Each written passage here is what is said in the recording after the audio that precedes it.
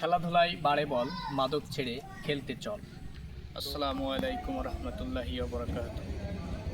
আজকে এসেছি আমাদের জুগিখালী সরকারি প্রাথমিক বিদ্যালয়ে। তো পুরানো যে স্কুলটা ছিল সেটা ভেঙে নতুন করা হয়েছে। স্কুলের কাজ পুরোপুরি কমপ্লিট, রং করার কাজ কিছু বাকি আছে। তো স্কুল করার কারণে মাঠের ভিতরে ইট, খোয়া, বালু রাখার কারণে মাঠটা অনেক অপরিষ্কার হয়ে গিয়েছে। খেলাধুলা চলেই না এমন একটা অবস্থা। তো এই মাঠে অনেক ছোট থেকে দেখে আসছি খেলাধুলা হয় খুবই জাঁকজমকপূর্ণভাবে, কিন্তু গত 1 বছর যাবৎ মাঠে কোনো খেলাধুলা নাই। কারণ হচ্ছে মাঠটা আগের মতো পরিষ্কার নাই। যে দেখতে পাচ্ছেন আপনারা, মাঠের ভিতরে ইট, খোয়া, বালু, মানে একটা অপরিষ্কার একটা অবস্থা। এই অবস্থায় মাঠে খেলা বন্ধ আছে। তো স্কুল কর্তৃপক্ষ স্কুল তৈরি করা হয়ে গেছে, সুন্দরভাবে কমপ্লিট হয়ে গেছে। এখন আমাদের মাঠটাকে পরিষ্কার পরিচ্ছন্ন করতে হবে।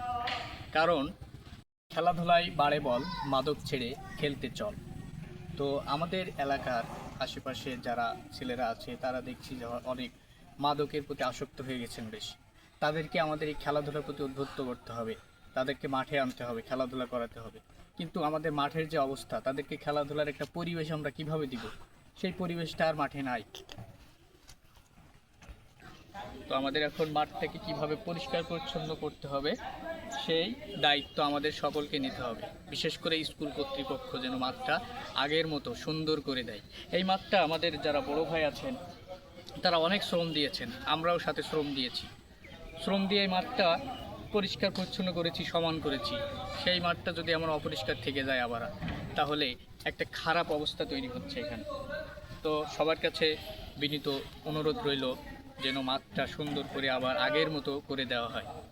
সবাই ভালো থাকবেন, সুস্থ থাকবেন। আসসালামু আলাইকুম।